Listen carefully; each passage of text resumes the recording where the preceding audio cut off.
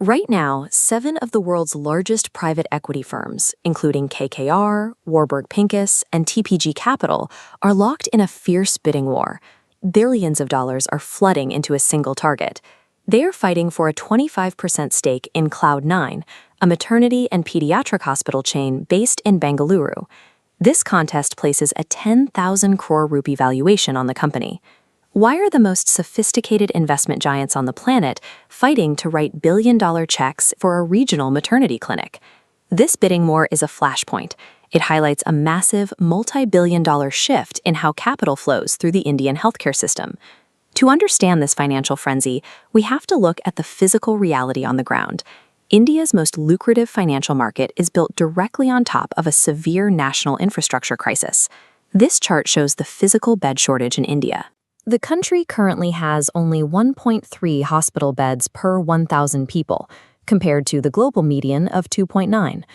Rising incomes, an aging population, and a surge in demand for premium, specialized care are rapidly widening this existing gap. Patients are seeking high-quality treatment, but the physical space to treat them simply isn't there. Over the past few years, Indian hospital operators focused on repairing their balance sheets. They paid down their debts and improved their occupancy rates, leaving them highly capitalized and ready to expand. Private equity investors do not look at this supply-demand void as a healthcare crisis. They see a guaranteed, multi-decade customer base desperate for physical infrastructure. Historically, investors locked their capital into massive, multi-specialty mega-hospitals. We saw this recently when Blackstone deployed about $1 billion to acquire controlling stakes in the CARE and KIMS hospital chains. But there is a new, highly targeted approach for healthcare investors. Clinics are stripping away the general wards and focusing entirely on one high-demand area, like maternity, IVF, or oncology. Traditional hospitals require massive upfront capital and years to generate returns. The single specialty model requires lower capital intensity, often achieving break-even within just 2 years. Cloud9's performance proves this setup, generating 2,000 crore rupees in revenue while maintaining EBITDA margins exceeding 20%. Because this model is lean and highly specific, it is easy to replicate. It acts as a copy-paste business model that generates cash faster and more efficiently than a massive general hospital ever could. These focused chains are using that efficiency to scale rapidly, and they have already captured 30% of India's organized single-specialty hospital market. This chart tracks the projected growth of the organized single-specialty sector.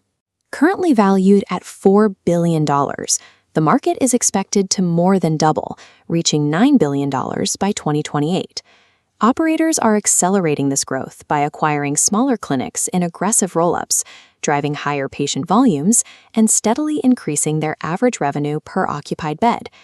The ability to rapidly drop high-margin specialized care centers into Tier 1 and Tier 2 cities explains exactly why private equity firms are so eager to secure their stakes. The billions being poured into companies like Cloud9 are not permanent investments. Private equity funds operate on strict timelines and demand lucrative exit strategies. Eventually, all of this deployed capital has to find its way to the public stock exchanges. We are about to see a massive surge in listings. According to Kotak, India's primary market will see 20,000 crores in healthcare public offerings by the end of 2026. Manipal Health is planning a $1 billion initial public offering, targeting a $13 billion valuation to become the biggest hospital chain listing in the country. Following that lead, companies like Indira IVF and Cloud9 are also preparing their own public offerings to cash out their initial private equity backers.